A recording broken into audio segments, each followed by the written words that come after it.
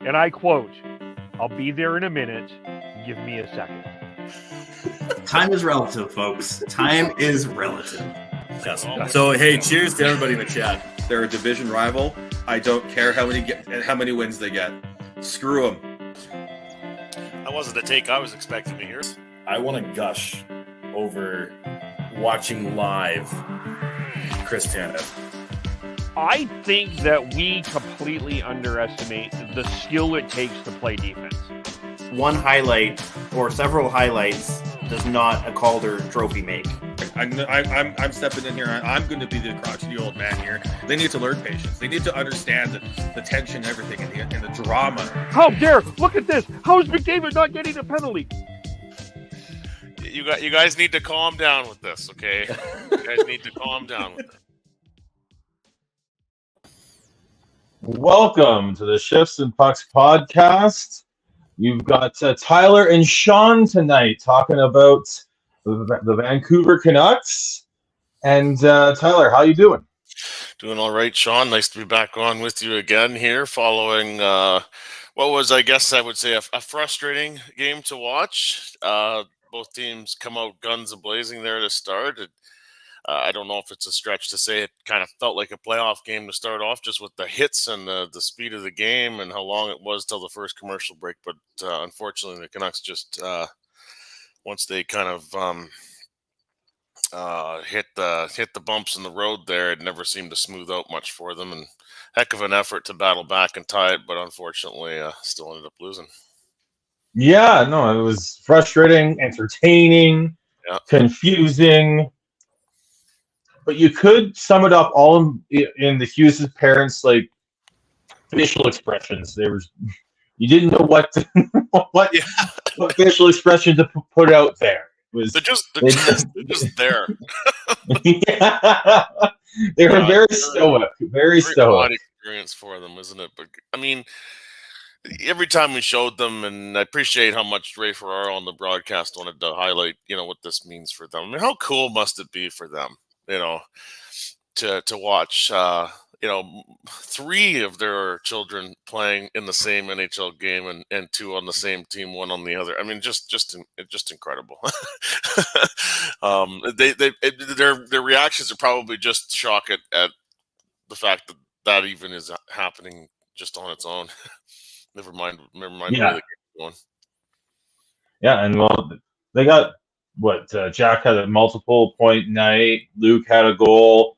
Quinn had an assist. It was a good night for the Hughes brothers, other than one of them had to lose. And unfortunately, it was Quinn and the Canucks who lost. Yeah.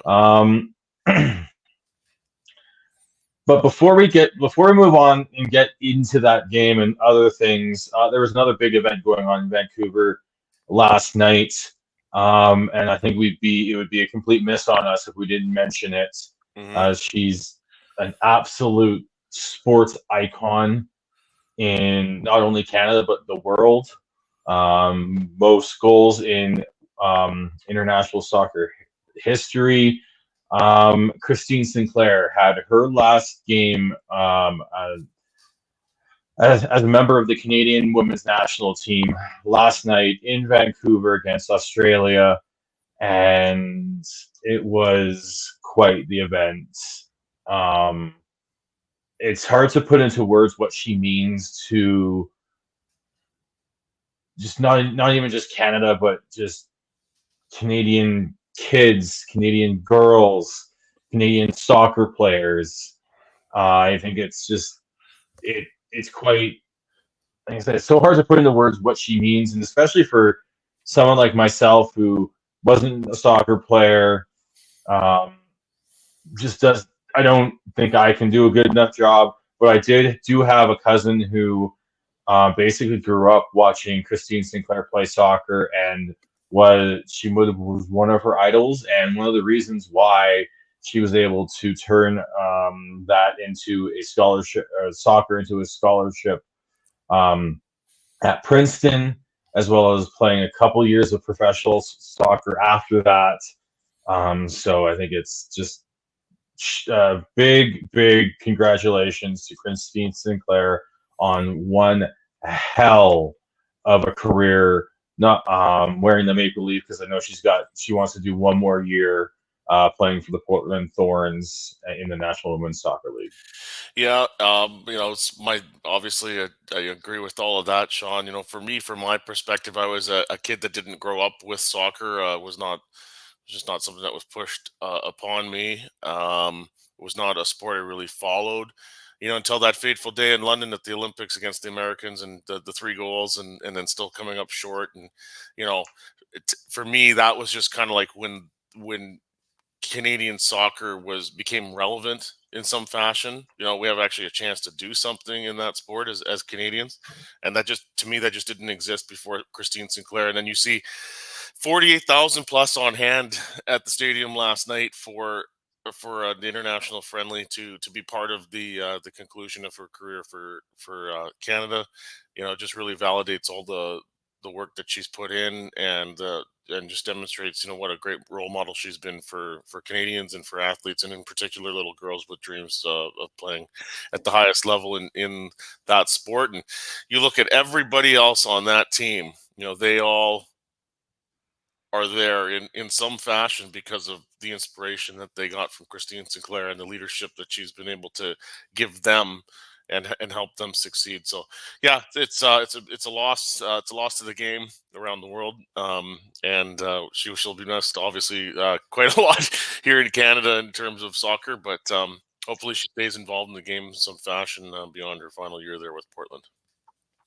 Yeah, and I think it would also be amiss not to recognize that Aaron McLeod, who is just and as well as Sophie Schmidt were also recognized as they were retiring from Canadian soccer as well. Sophie Schmidt was always sort of like the unsung hero of a lot of those teams, the heartbeat of those teams outside of Christine Sinclair for a lot of years. And Aaron McLeod was always there, being a solid goaltender. There's been a few others that have sort of taken the mantle and run with it, but she paid a lot of what Aaron McLeod did was paving the way for them. So those three deserve a lot of credit and applause, and to be given their flowers for everything they've done for the women's national team and soccer as a whole in Canada. Yeah, you betcha. It was great to see that last night. Yeah, and I would have loved to have been downtown Vancouver at like 6:30, 7 o'clock last night, because you had the Christine Sinclair goodbye game, and then you had, as well as the Canucks game, both starting at 6:37, so 6 o'clock. Between 6 and 6:30, I think would have been like perfect time just to feel the buzz, the vibe of downtown with those two events going on.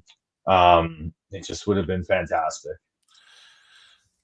Yeah, absolutely. And the ladies national team, they were getting a rock star treatment walking into the stadium too. It was awesome. Yeah, fantastic. So yeah, we talked about it. We mentioned it a little bit in the intro. We got the Hughes versus Hughes and Hughes game last night.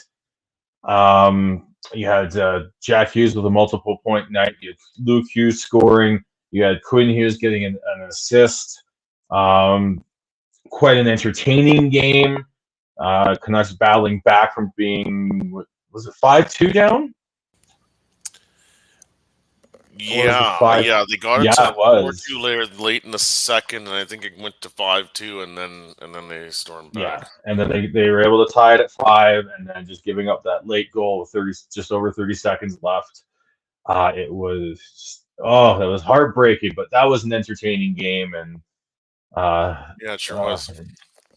Just a couple mistakes. Like I think Demko bit a little too hard on the fake pass on the first goal. Big giveaway by Tyler Myers and commitment. That is just still like that's just been in my brain all day. That one too. I'm still trying to figure out what it was he saw there. I mean, I don't know. He must have seen Hughes come into the corner with him there, and then he just assumed he left or something. I don't know. That was very Well, strange. Hughes wasn't even on the ice. It was Zadorov who he was paired with, and it was Jack. I think was in the corner with him. Yep. But Zadorov even overcommitted and was like way too far into that, like drifting into that corner, which left the New Jersey players just absolutely wide open in front. So Yeah. as much as Myers deserves a lot of the blame and criticism for that giveaway, Zadorov was creeping a little too far in puck watching into the corner there and left the Devils player wide open in front. So, but you also had some more. You saw Hoglander score the game tying goal. It was a fun game, frustrating but fun. Yeah, Hoglander was really bringing the energy there, and was a big part of the comeback. Just a catalyst is the word I'm looking for. Big catalyst for the comeback there to at least give the Canucks some kind of chance of pushing that thing to overtime. But unfortunately, the Devils, we got to tip our cap to them. I mean, they came to play and they had that energy there all night long. They did. The Devils have had the Canucks number of late over the past few seasons, and they seem to play with such speed, and I think the Canucks blue line specifically does struggle with that. Mm-hmm. So that's something that they're going to have to game plan better for going forwards.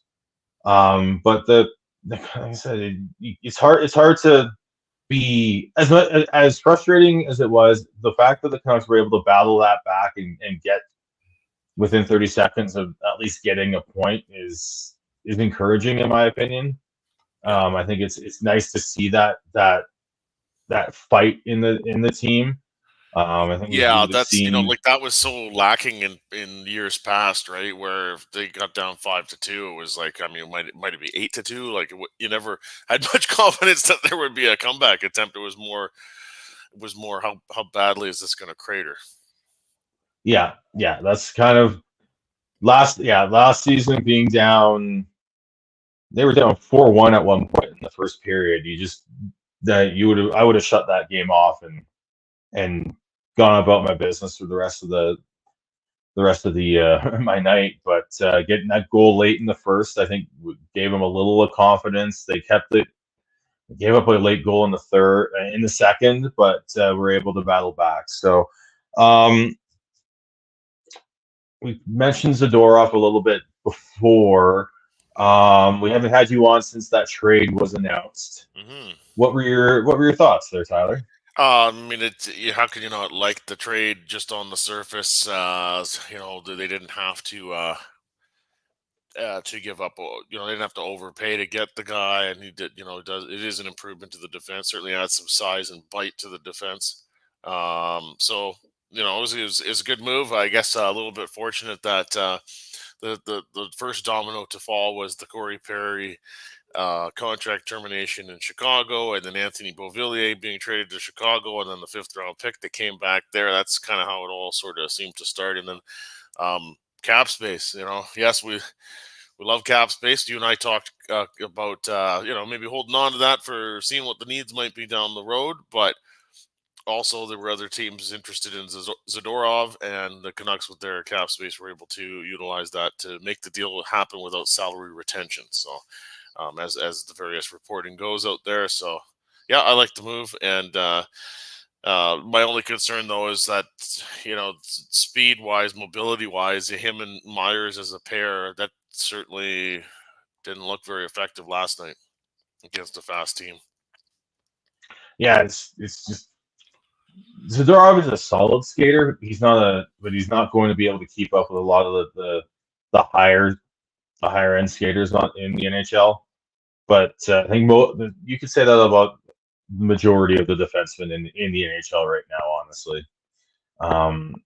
But he's big, he's mean. He got the assist on the game winner in Calgary. Everyone thought it was him, but I think Petey got a stick on it. I think that you nailed it there, Tyler, in terms of the price was right. He adds something that they desperately want on that blue line, which is snarl, especially with Susie out. And then, how have you thought of his game over the first two games as a Canuck? It's okay. I mean, it's not a great, the huge sample size for me to Yeah, go off of there, and I didn't see the Calgary game in its entirety. So, um, but it's he's better than whatever other option might be in that lineup. yeah, and I still think they're going to be looking to add at least one more right shot defenseman, whether that is Ethan Bear coming in or Mhm. someone else. I think it is as much as much of a gamer as Noah Juleson is. He is playing a little bit above his his weight class here. Just to talk about someone who's doesn't quite have the skating, but he's physical. But he's going to have to. He's better suited for a seventh, eighth defenseman role. That's the problem with the Canucks right now. They've got both Friedman and Juleson, who should be seventh, eighth defensemen at best, are playing a lot more significant minutes than you would ideally like. So, yeah. And then actually, do want to go back quickly to the Hughes game. We just saw one hell of a JT Miller shift in that third period that led to a goal there. Goes in physical, had a back check that really helped set up the goal later on, and then that was again getting in. This can help us transition into. We talked about Hoglander getting the goal. He also was a big part of this goal as well with the forecheck. Didn't get an assist on it, but Hoglander is really starting to emerge as a top six option for the Canucks right now, and he's starting to get more ice time. Rick Tocchet was on Donnie and Dolly earlier this week talking about how he wants to get Hoglander more ice time. Part of that is going to be getting him on the second unit power play, which has gotten a lot younger real quick, because they also put Linus Karlsson on that second unit as well. So what have your thoughts been on Hoglander of late there, Tyler? Oh, it's been great. It seems like he's really, whatever coaching or whatever prodding or motivation that he's needed from the coaching staff, he's been able to apply that and put it into his game. And it makes you wonder how the game could have went last night if it weren't for him being part of it, right? He just seems to be a little less running around in his game and more purpose to every movement and utilizing that speed more effectively. Yeah. Part of what Tocchet said about Hoglander was that he likes his games, the dots down. His forecheck is really good. He just needs to work on the details, and a little less frantic elsewhere on the ice, I think, is what it is. Yeah. But with that, we've seen Brock Besser step up with some goals. Sam Lafferty's been a huge addition and scored again last night, which is making up for the fact that we've got Andrei Kuzmenko struggling this year. And it's just to me, it seems like it's more of a confidence issue where he's not confident in how he's fitting in and how he should play, even though when he is playing at his best, he is playing. I think he plays his best when he's playing a very direct, decisive game. Yeah. And he is being very indecisive and very indirect with his game right now. Yeah, there was a goal in I think it was in the first period, might have been the first goal the Canucks allowed, where JT Miller just tried to kind of flick the puck up in the air. It was a bit of a dump and chase type of play. And Kuzmenko, I mean, whether he was going at full speed or not, I don't know, but sure didn't look like the strongest of effort to be the first guy to the puck. That got two forwards caught. The Devils went up the ice, and they ended up scoring after that. And then later on in the game, I think it was just in the third period, Miller did something similar. Hoglander was able to force the turnover, and the Canucks ended up scoring. I can't remember who it was that had the goal, but it did lead to a goal. So just we talk about these two guys. That was just a little detail we picked up on watching it last night, where one's getting it and the other doesn't seem to quite have it figured out. Yeah, I think Kuzmenko seems to be like he's thinking too much. Yeah, it looked tentative out there. Doesn't you know what I mean? Yeah. Yeah. Even you looked at there's times where he would in a spot where he would normally shoot, he's double clutching and all that. So I think that's where he's too much in his head. Yeah. And Kevin brought this question up in our group chat, asking if the Canucks would they send him down to the minors? I mean, I feel like that's just standard practice. If you can get a player down to the minors playing top minutes down there, you would. He's at waivers eligible. I don't think he would pass through waivers. Someone would claim him, so that's not an option. So I think the more interesting question there would be what do the Canucks need to do to get Kuzmenko back to even if it's not a 40 goal pace, like a 25 to 30 goal pace for the rest of the season. Yeah. And then there's always the question too, right? It's like, okay, if you're going to demote him to the minors, are you saying there's somebody else in the minors that's going to be definitively a better option? Well, I think you've got Hoglander. You can move him up into the top six role. You've got Connor Garland. You can move up into a top six role. You've got Sam Lafferty, who they've already moved up into a top six role. They've already got options on the main roster. And then they've got players like Carlson and Amon who have already been called up that can take over sort of a bottom, like a fourth line role. You've got Archie Baines that can come up and play that type of game. Let alone that's the point though, right? Like you got there's Pod Colson as well. The trickle down effect is something that gets overlooked in all of this. And right now, Puya Suter's not playing, so that hurts their depth even more. So, not Hoglander, but Kuzmenko's got to bear down in practice, get back to work, get this figured out, and if he ends up being a healthy scratch, then that's a tool that the coaches have at their disposal, but one obviously they don't want to have to use. They don't want to use that too often. I think that we might see him be a healthy scratch here tomorrow night versus the Wild, because I think Tocchet was pretty blunt after the game last night with Kuzmenko, and I think it is like the talk. There's talk, and Kevin again brought this up. I kind of wish Kevin was on because I feel like we get a little heated and spicy on this topic. But he talked how Kuzmenko's not a Tocchet type player.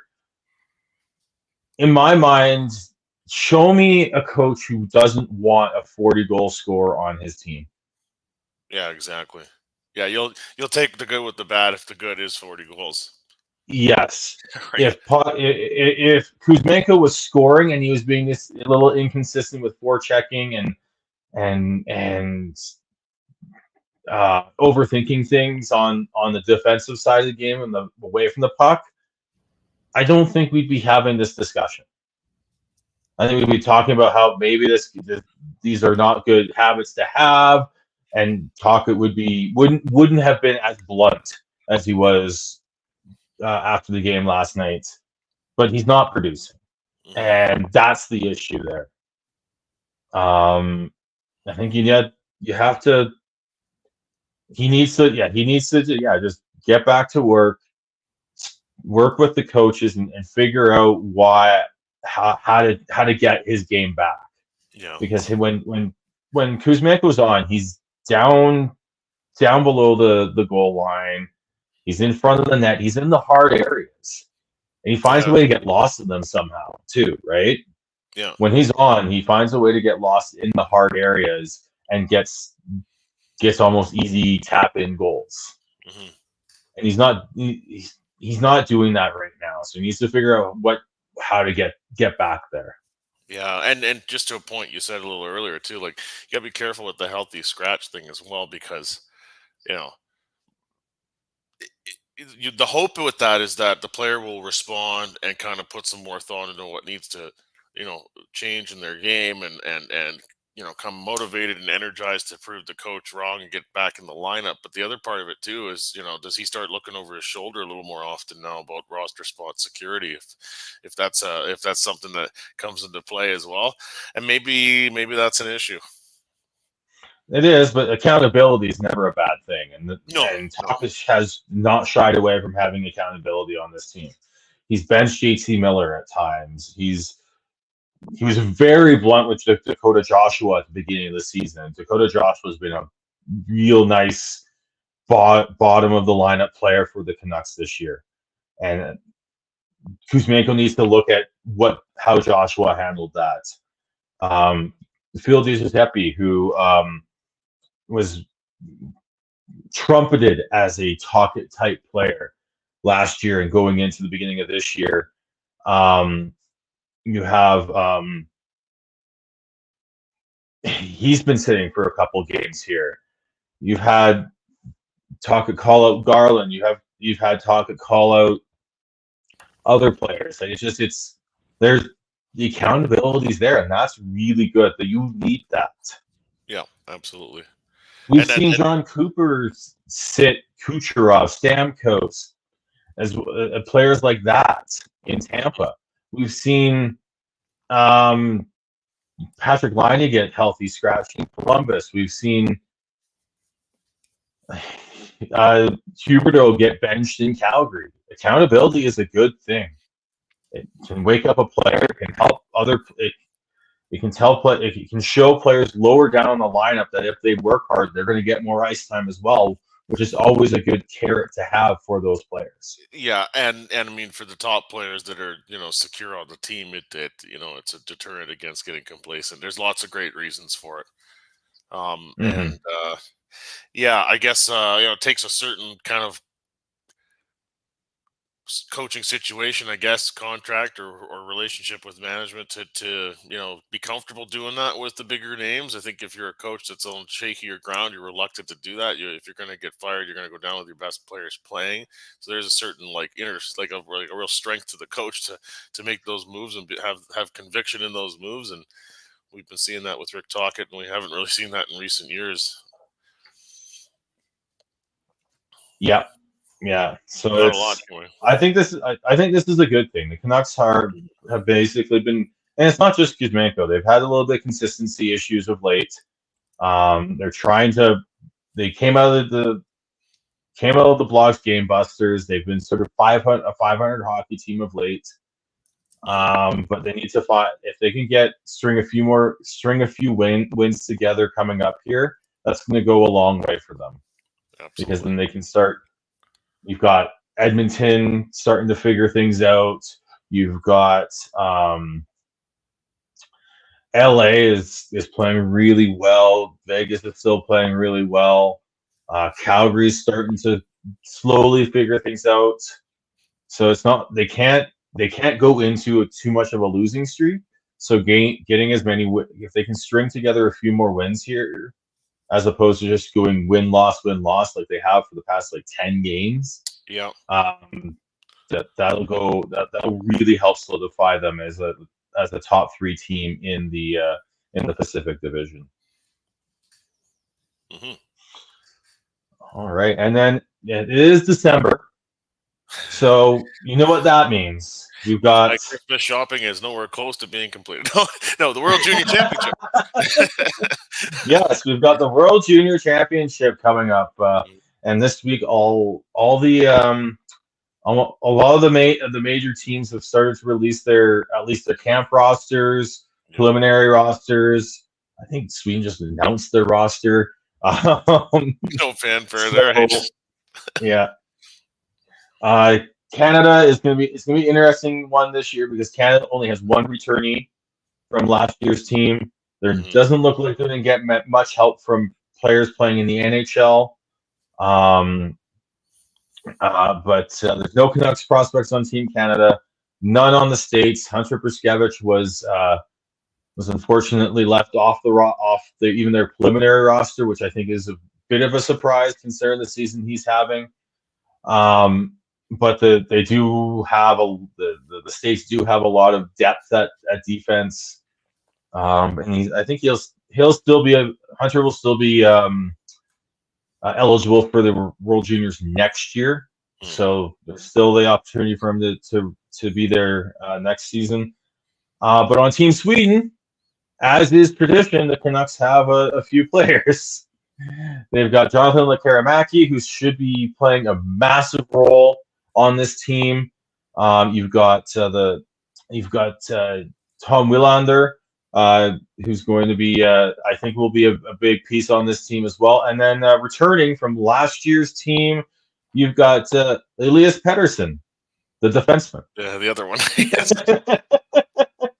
We might have a full-on, like there could be I think there's a chance that we might see a full Canucks prospect defense pair on that team with Pettersson and Willander, which would be very cool to see. Yes, that would continue the tradition of Canucks fans watching the World Juniors with interest in the Swedish team. Yes.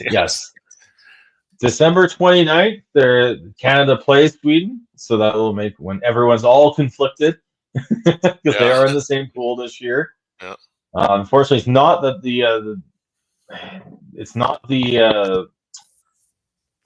New Year's Eve game that we're all accustomed to Canada being in the big marquee game there, but I think that's being saved for Sweden and Finland, which they're both in the same pool with Canada. Yeah. So it's going to be, I'm excited to see what Lekaramäki can do because he's had a good start to the season.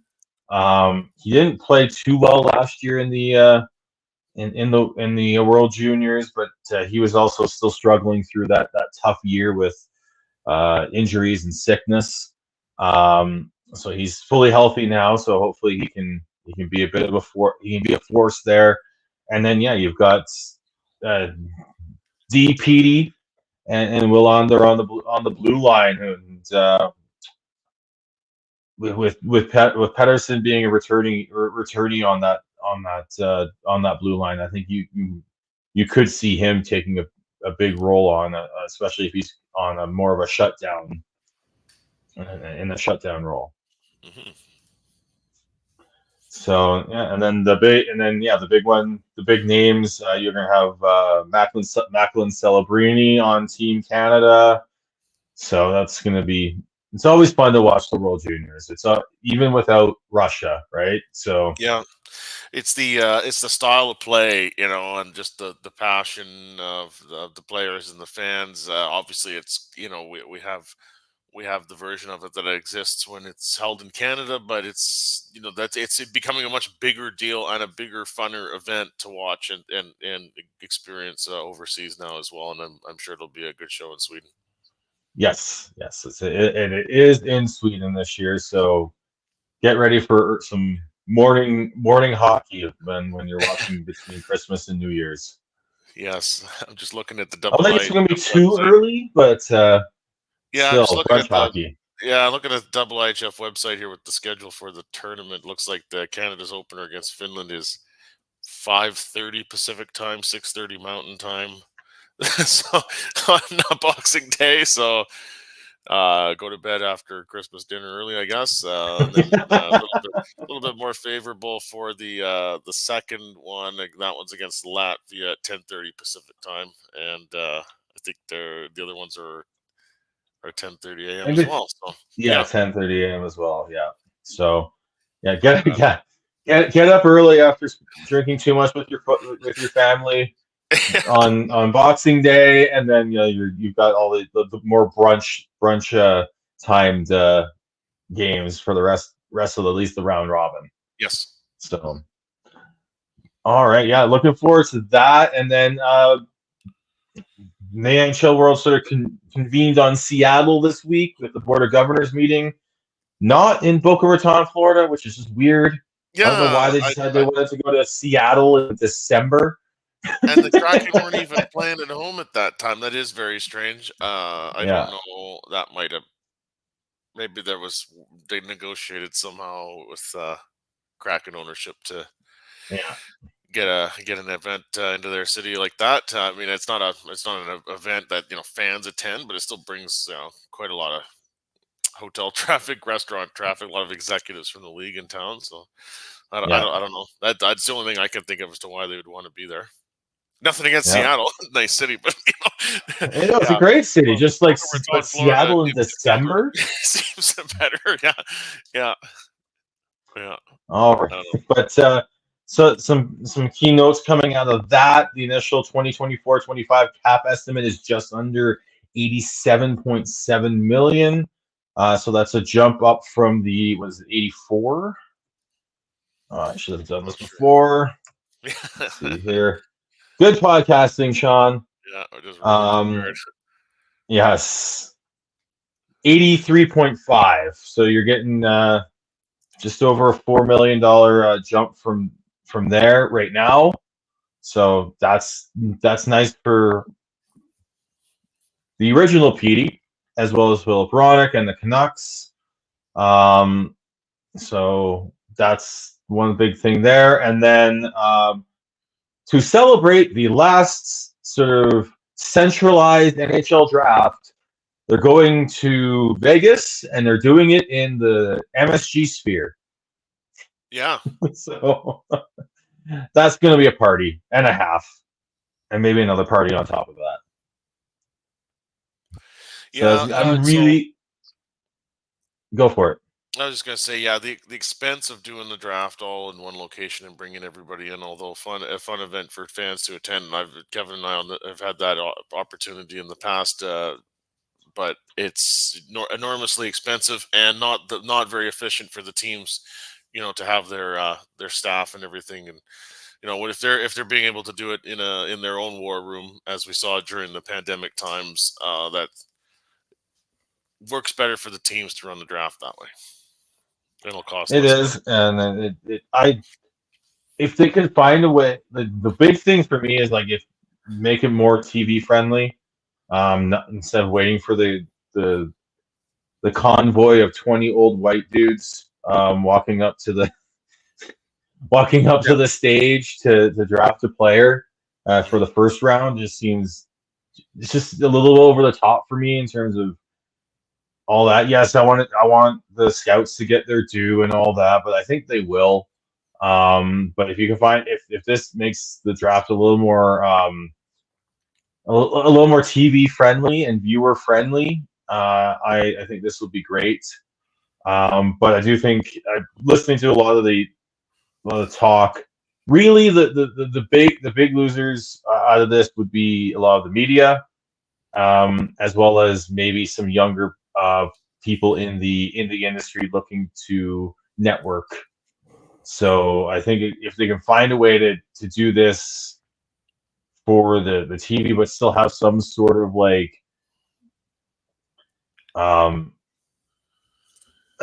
why am I drawing a blank? Like festival of some sort to be able to like have everyone there and have that. I think that would be really good to find a way to do that as well. Because maybe not surrounding the draft, but maybe surrounding some other, maybe have it surrounding, say, the Winter Classic or the All-Star Game or something like that, where they can bring them all in there or find a way to make trade deadline where everyone's in the same room. Yeah, no games on trade deadline day, but you bring everyone into like to a central location and have them all on the phones talking to each other. Yeah, you know there would be people glued to their TVs. I probably would be. Oh yeah. Well, I mean, baseball, they just had their winter meetings, right? And I mean, people have just been obsessing over, where's Shohei Ohtani going? Juan Soto, where's he going? Apparently, the Yankees. That's some breaking news. But yeah, it's there's there is something to be said for that. Yeah, and Ohtani maybe to the Jays. Dare to dream. But yeah, so we got that coming out of the Board of Governors meetings. Some little talk about the future of best on best competitions. They laid out a few of the plans, like they're going to do the more of like a Four Nations sort of style event with Canada, U.S., Sweden, and Finland, I believe, for the next one. And then they want to have a more full-blown World Cup go after that. And then Gary Bettman decided every second quadrennial with the Olympics. Yes, if you know what I'm talking about. And then Gary Bettman decided to stick his foot in his mouth and start complaining about the fact that the construction for the hockey arena in Milan, Italy, is a little bit delayed. Yeah, and then they had to backtrack and said, we know we all want to go. This is not my genius. I can't remember who on the insider trading panel on TSN suggested this. Might have been Chris Johnson. Either him or Pierre LeBrun, but one of those two suggested that comment from Bettman is probably giving themselves a little bit of early cover for excuse making and not going if for some reason it doesn't work out. It totally is. It totally is. Yeah. Listen, but Gary Bettman doesn't haphazardly throw anything out there on the record. So whatever he says, there is a reason why he has said it, and that's a very good example of it. Yeah. But yeah, really hope that they can get that doesn't become the straw that breaks the camel's back there, because it's just we need to see them in the Olympics. It's time we see proper best on best hockey. Absolutely. Yeah. And then this year in the NBA, they introduced an in-season tournament. And there's talk that the NHL might be looking into that now as well. I mean, it would be a shock to me if they didn't explore the possibility, because it so far it does seem to be not just a rating success for the broadcast partners of the NBA.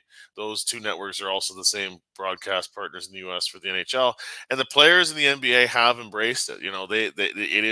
They are taking it serious. There was, maybe some skepticism around that, leading up to it. But when you throw that cash prize into the mix and structure it in the fashion that they have, so far it looks like a success that the NHL might want to look into doing themselves. Yeah. With the NBA in-season tournament, they are extra games, correct? The first part of it, no, they are. They also count as regular season games. They're not.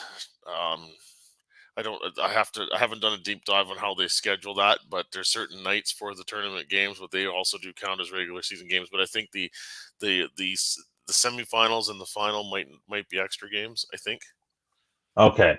Yeah. That's just, I'm like, there's already 82 games in the NHL. Yeah. I think the other teams that don't go past like the quarterfinal portion, I think that they would. It ends up balancing out where most teams, I think, play the 82. You'd have to do a deeper dive into it, but those teams that have gone further in the in-season tournament would have two or fewer regular season games, I believe, because they're still in the tournament. So it's something like that. But the number of games played prior to the playoff or the play-in portion, I guess I should say, is pretty much the same regardless of what team you are. Yeah. Got me thinking about some things too. Is like when you look at all these nice regional rivalries that like the NHL wants to start building. Why don't you start making mini competitions within that? You could have like a Western Canadian sort of cup competition just within the games that they play against each other. You could have or even if they're unofficial ones. Like we got to start building these up. Yeah. Build a one between Vancouver and Seattle. You build one. Could you imagine one with all the California teams? Yeah. Like it just, and then you've got the New York teams. Yeah. Rangers, Islanders, Devils. Like it's just there's other ways to do it that don't necessarily. I don't think you need as much organization to create some more built suspense and drama for some games, especially when they're some teams aren't doing well. So would Right? this be like a comparable to what the MLS does with the Cascadia Cup, where they have their Exactly. results during the season are form the standings heading towards that winning that cup, and it is a regional. Yeah, I think that'd be fantastic. Yeah. Okay.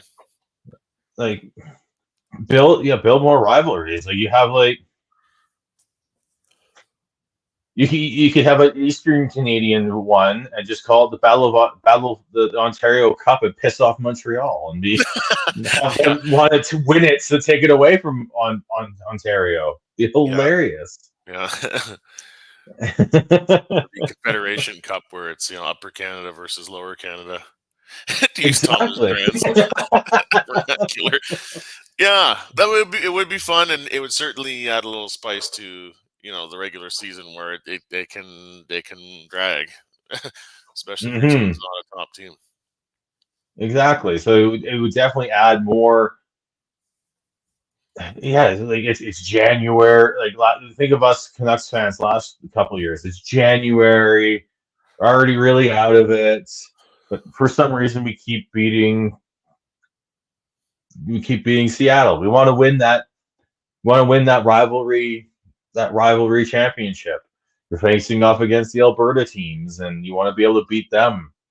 Like it definitely would add something and help sell games sort of when they are in the middle of the season's doldrums. Well, and in the NBA's case, with their in-season tournaments happening while the NFL is going on, so it's a way to try to stop the bleeding of eyeballs to the NFL. I mean, it's just the NFL is this monster that just cannot be stopped. It truly is. It truly is. Unfortunate for other sports and leagues, but it truly is a monster that can't be stopped. And then I don't think there was anything else that really came out of the Board of Governors, unless I missed something. It wasn't a formal topic, but there's usually the Board of Governors meetings, there becomes some discussion around the Coyotes and relocation and potential expansion in the future. I mean, why they would want to go to more than 32 teams, I mean, it doesn't make a lot of sense to me. Obviously, there's financial implications to that and expansion fees and, growth of the game more broadly. But I just, I like the setup that they have now, other than Arizona. But, if they can find another sort of Western Conference location for the Coyotes that would make more sense, that would be more satisfactory, I think, to most hockey fans outside of Arizona. And 32 is a good number for schedule balance and all that. So, I think maybe a couple of years down the road, and if you can get some of this international competition established and that brings some more money in, maybe. But I don't know, that there's always a little bit of an expansion discussion that comes up, and I just wanted to acknowledge that part. Yeah, and then there's rumblings that the Coyotes have maybe found a piece of land that they could build an arena in Phoenix, going back into sort of potentially the Metro Phoenix area. I've reached the point where I'll believe it when I see it. Oh yeah. It's everyone's like, oh my god. I'm like, no. Until shovels are in the ground. Hell, until they've got it's opening night for the arena and they're skidding onto the ice, I won't believe it. Yeah. We've Yeah, seen exactly. too many hiccups and just poorly managed things with the Coyotes. Whether the NHL had to take over and start paying the players paychecks at one point, you had just so many things that if it was any other, it feels like if there was any other market, they would have been moved by now. Yeah, yeah. But It just, and I always have to wonder, how were they fine with Atlanta leaving, but they move heaven and earth to keep the Coyotes in place. And I don't want to hear this whole, oh, nobody wanted to own the team in Atlanta. Sure. Well, I mean, does anybody really want to own the team in Phoenix area either? I don't know. They're again, just very committed. the league had to run the Coyotes for a while there. Yeah. Like that argument falls on deaf ears to me because of that. And as far as like that TV time. markets and like footprint geographically, I mean, you'd think they would put a better effort into save Atlanta than Phoenix, but I apparently Gary knows better than we do. Gary's always the smartest man in the room. He's always a couple of steps ahead of everybody else. That's the thing. He's always the smartest person in the room. At least when you talk with, at least that's how he acts. Yeah. So, yeah. Other than that, I think we've done a good job going through that. Is there anything else NHL here, Tyler, that has piqued your eye, or that I missed? No, not really any big controversies this last week. I'd roll your eyes if you like. I thought the Canucks game last night was probably one of the better officiated games we've seen the Canucks play this year. It was a game that I don't think really forced the referees into having to make a lot of calls. Both teams were just kind of just playing hard. Not a lot of extracurriculars going on there. So it was nice. There wasn't, the game could flow. The first period was at great pace because of that. And I think the calls that were made were obvious calls. Yeah, could probably debate a few that weren't called, but it was nice to see that be steadier and less of a discussion last night than what we've seen in not just another Canuck games, but around the league. Yeah. And then just before we get to the one last question, I just also want to give a shout out to the Calgary Hitmen for putting on a great show, even though it was yes, it didn't go quite as well for the team, but the teddy bear toss was an absolute blast. I went there with Heidi, and Heidi's phone got absolutely just bashed by one of the stuffies. Trying to take a video, which is fantastic. That's a great video. Like everybody okay over there? And then she didn't reply. Her phone's fine. She has a good cover, so it was a good case for it. But yeah, it's a great video. It was just like all of a sudden, just with the sound of it, and it's like, you're just looking at the ceiling now, and now the floor. Great. If you're one of your junior teams, AHL teams does a teddy bear toss, go see it. Go to that game. It's so worth it. It's so much fun to see all those teddy bears go onto the ice. That's good. In Calgary, it's huge. I think they did over 21,000 plushies to go out to kids for the holidays, which is fantastic. I believe the world record was set by Hershey with over 40,000, which is just insane. But yeah, please, I think it's I don't say many things are must do, but I think this one is as close to must do if you're a hockey fan, and it's within your means to do so with having it within in your market. So I know the Giants, I think, are doing theirs this weekend. So if you're in Vancouver or Langley area and you want to go see have a good time, go to that. You will have an absolute blast. Yeah, you bet. Tyler, do you have one last question? I thought I had it last week. I hope I have that. All right. No, I just wanted to see if you have one, because I do have one. Don't worry. I'm not going to have us wondering and thinking for 5 minutes. I want to thank Dylan for this one because he popped this into messaged me with this question just before the podcast. And it might be able to thinker, but who would be the 4 players on your Vancouver Canucks Mount Rushmore? And you cannot cheat and put the Sedins as 1. No, I wouldn't. Well, no, I wasn't going to do that. But I think those 2 and Pavel Bure would be 3 of the 4 for me, and then it's really tough to come up with decide on who the 4th one would be. Again, you're trying to compare eras here, and the franchise is 53 years now, so that's a tough one. See, I had Sedin, Bure, and then I went with Luongo just because of the impact that he had on that team, taking them from having the players and like starting to see the Sedins build and all that. But he was sort of the anchor in net that allowed them to take that next he's step. One of the ones I'd be deliberating. I think it might be a bit of a stretch with Trevor Linden, but as much as I love Linden, I just didn't think he had the high end impact on the team that those 4 players did. Yeah, and it's hard. I mean, it's hard to. I just don't know enough about the 1970s Canucks and the team that went to the final in 1982. It's hard to pick somebody out from that era. That's not a bad 4 though, with Luongo, the Sedins, and Pavel Bure, but there's a little recency bias perhaps with that.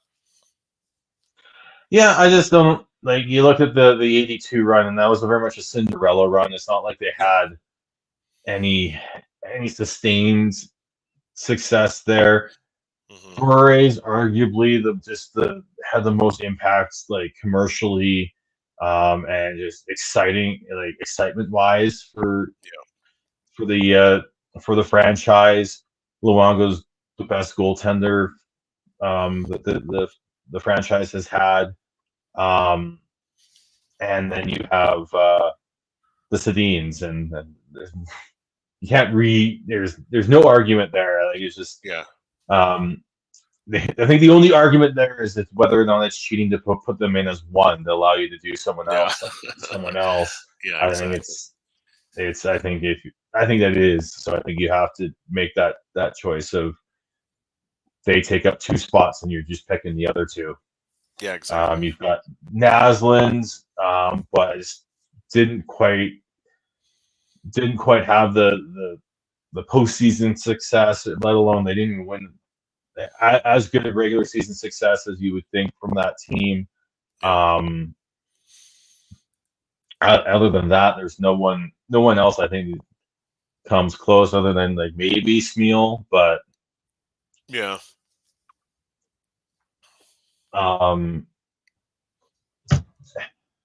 bring this up from Dylan here. The comparison of McLean and Luongo.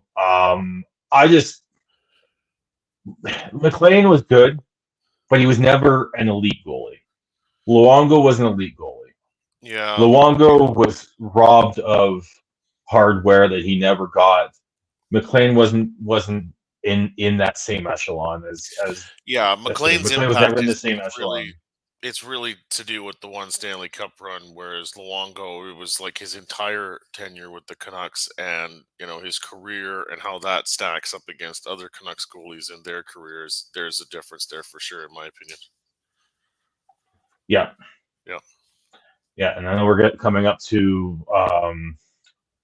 the Luongo Ring of Honor game here soon. Yes. So that debate's going to come up again. Hooray! But I think it's if you're going to pick 4, I think those are the 4 I would have there. And then just as an aside, I think there might be someone who's going to push for a spot that's on this team right now too. There you go. Maybe Quinn and it's Hughes. not Petey. Yes, I think it is Quinn Hughes. I think he's got the most chance. It could be Petey as well, but I think Quinn Hughes has the best chance to push his way into that discussion. Just with we've never had a defenseman that's been that as dominant as Quinn Hughes can be. Yeah. As on the Canucks, and just the way the step he's taken this year, if he can continue that level or close to, for the remainder of his career, I don't see why we can't have that discussion in the future. Yeah, you bet. All right. Well, thanks, Tyler. Another good episode. You're welcome. How do we follow you on the socials? Yeah, on x.com, also known as Twitter, at Tnoble, Tnoble. I am BearderConnect03 on the socials. You can follow Kevin at KEVOLE. You can follow Chris at Schneidz, SCHNEIGZ. Devin is Gorkhouse09. Kevin and Devin will be back tomorrow to discuss Flames, because I know Devin will have some interesting comments about the Zadorov trade, because he hasn't had a chance to weigh in on that. So tune in tomorrow afternoon if you can. If not, you can listen to it afterwards. Thank you for tuning in tonight or whenever you've listened to this. We will talk to you later. Bye for now.